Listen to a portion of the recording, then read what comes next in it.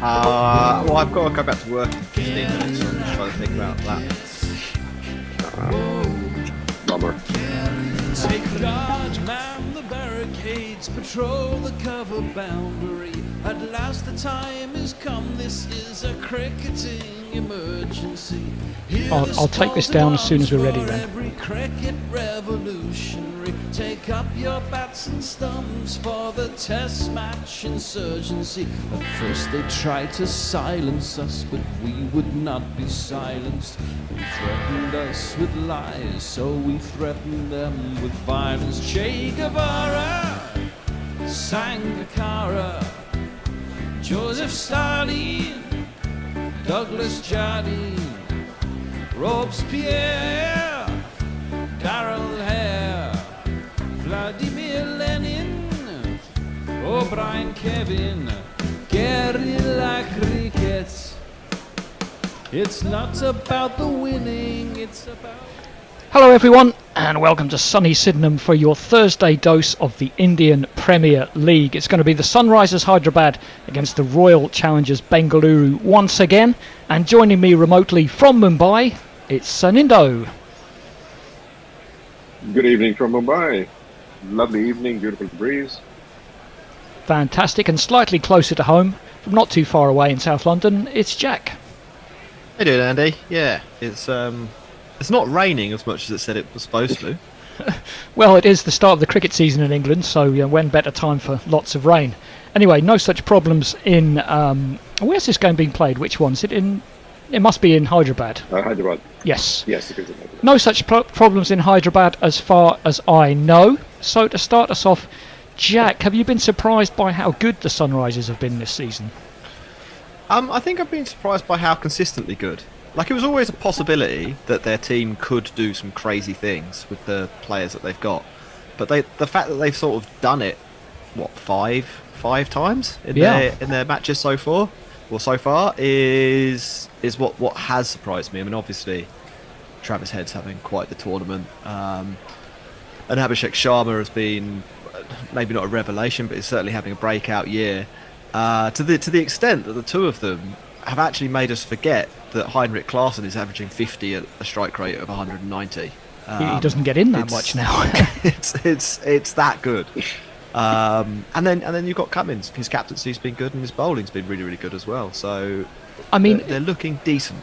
It's been a complete 180 in their intent, hasn't it? They just seem to look like they didn't really know what they were doing under Brian Lara, but now under Cummins. And can you remind me who the coach is now? I can, but I've completely blanked. Yes, I blanked on it. But it's someone who's not Brian Lara, and that seems to have helped them really be Vittori. Vittori, yes, excellent. We've been the biggest intent merchants in this IPL. We were just saying we come up on air. It's a little bit unfortunate that RCB have won the toss and decided to bat first and not concede 300. But going on to RCB and Indo, conversely, have you been surprised by how bad RCB have been this season? Well, I'd have been blind, deaf, and suffering from dementia if I was surprised by how bad they've been, because they've been consistently bad. They have, but I think they're setting new levels this year, though. Yep. No, consistently bad through the season. So, 8 matches, 1 win, 6 consecutive losses, despite the highest scorer in the tournament so far in the side. Faf du Plessis just about remembering how to bat again, and it's a non-existent bowling outfit. So, well, it's been a fun year for RCB. If there's one thing to their credit, they've done pretty well, nearly chasing the impossible totals their bowlers have left them, I think. Yeah. I think they would have done well to have just picked any club bowler from any city in India. Perhaps just get someone has been selected on the basis of AI. Oh no, they've already done that. But I thought that was the exclusive purview of the England football. Well, they've chosen to bat first, and which works as well, apparently. Yeah, well, they've chosen to bat first today, which might suit them a bit better. Maybe they can put some scoreboard pressure on the other team for once. If we run through the teams, Jack, do you want to take us through the Sunrisers team? Give me a moment. I shall pull that up for you now. Yeah, we've got Abhishek Sharma, Aidan Markram, Heinrich Klaassen, Nitish Kumar Reddy, Abdul Samad, Shabazz Ahmed, Pat Cummins, Bhuvaneshwar Kumar, Jaidev Unadkat, Mayank Markande, and T Natarajan. Obviously, Travis Head isn't on that sheet. He's on the bench, and so will be coming on to open the batting in the second innings. Unless something particularly wild happens. Well, that's the thing. I can't think of anything wild that could happen. Perhaps someone might literally get injured, and they wouldn't have to play him, which might turn into a bit of an oopsie. Anyway, Anindo, anything new in the RCB lineup today? No, it's the same lineup. So Faf du Plessis, Virat Kohli, Will Jacks, Rajat Patidar, Cameron Green, Dinesh Karthik, Maipal Lumror, Karan Sharma, Lucky Ferguson, Yash Dayal, and Mohammad Siraj. And No change at all. Looking at their subs, I can't see too many who'd make an impact. Perhaps they'll bring Vishak nope, into bowl. Or Anuj Rawat. Maybe get Alzari Joseph in. I don't know. He's not on the listed subs that I have here. Okay. Well, it won't be him then, will it? All right. Now, every week we put our theological hats on, our bishop's mitres, and we send someone to IPL heaven and someone to IPL hell. So, Jack, who have you got for IPL heaven this week? The Delhi Capitals. Yeah. Just the whole team. They were a disgrace, and now they're not as much of a disgrace. They're heading back in the right direction, and they won an absolute thriller yesterday. So, few reasons, but I'm going to go with Delhi. I mean, their week does include conceding 266 runs to Sunrisers. So it's not total heaven, but Rishabh Pant's been playing well. Kuldeep Yadav's been playing well. They've put McGurk in for Warner as well, haven't they? Yes, they've had McGurk go ballistic a couple of times. I'm saying the team that I thought were the worst in the tournament, they're no longer the worst in the tournament, and for that they get to be in heaven for 1 week. Well, I just hope you realise that you could probably say you've put Ricky Ponting in IPL heaven this week. Yeah, go for it. I'll put Ricky Yes. in IPL heaven. He's going to keep his job. For a while at least. And Indo, what have you got for us? I am going to go with Rituraj Gaikwad. Yep. I was just so tremendously impressed with the innings that he played for CSK the other day. And he was, you can call it a captain's innings. I mean, they lost the match, right? I mean, it was incredible that they lost that match. But he was really, really good. And looking ahead, he's been given the captaincy. It's not an easy one, right? You take it over from Mahendra Singh Dhoni. So in CSK, which is like as cultish as you can get. It's not a team; it's a cult. So he's really coped well, and I think he's put the best foot forward. And this innings, I absolutely loved it. Didn't put a foot wrong. Maybe questions about his captaincy in the second innings?